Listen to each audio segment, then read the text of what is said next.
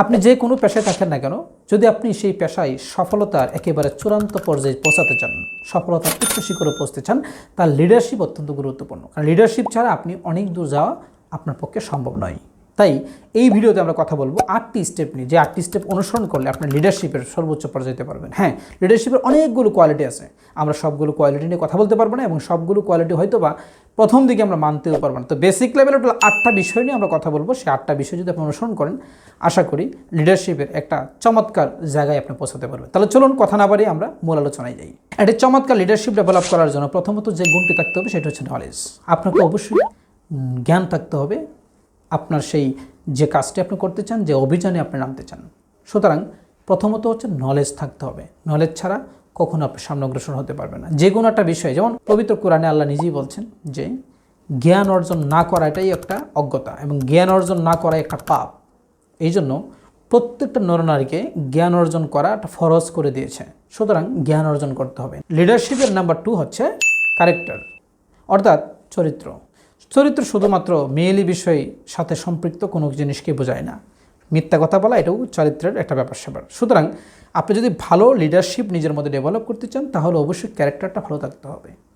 কথা দিয়ে কথা রাখা, এরপর হচ্ছে লেনদেনে ঠিক রাখা, সব কিছু মিলিয়ে। লিডারশিপের নাম্বার 3 হচ্ছে ভিশন।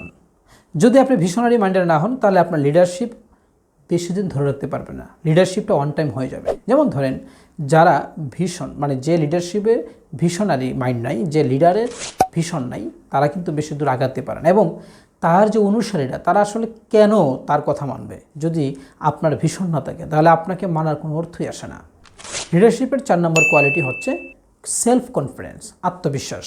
যদি আপনি আত্মবিশ্বাসী না হন, আপনাকে কেউ লিডার মানবে না। দেখেন, আমাদের সমাজে বেশিরভাগ ক্ষেত্রে দেখা যায় লিডার মানে হচ্ছে তুমি আমাকে মানো, তুমি আমাকে মানো, আমাকে ফলো করো বলে ফোর্স করা হয়। আর মানুষ ভয়ে, টাকার লোভে, বিভিন্ন কারণে তাকে বলে ভাই আপনি লিডার, আপনি লিডার, আপনি লিডার।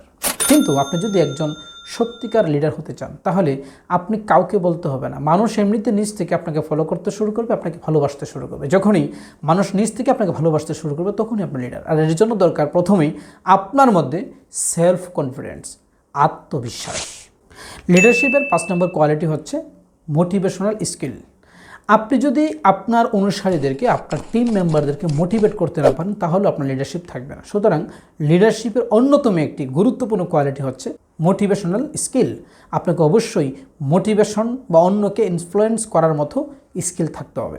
লিডারশিপের 6 নম্বর কোয়ালিটি হচ্ছে সোশ্যাল স্কিল। অবশ্যই আপনাকে সোশ্যাল স্কিলফুল হতে হবে। আর বর্তমান সময়ে এটা অত্যন্ত গুরুত্বপূর্ণ হয়ে গেছে।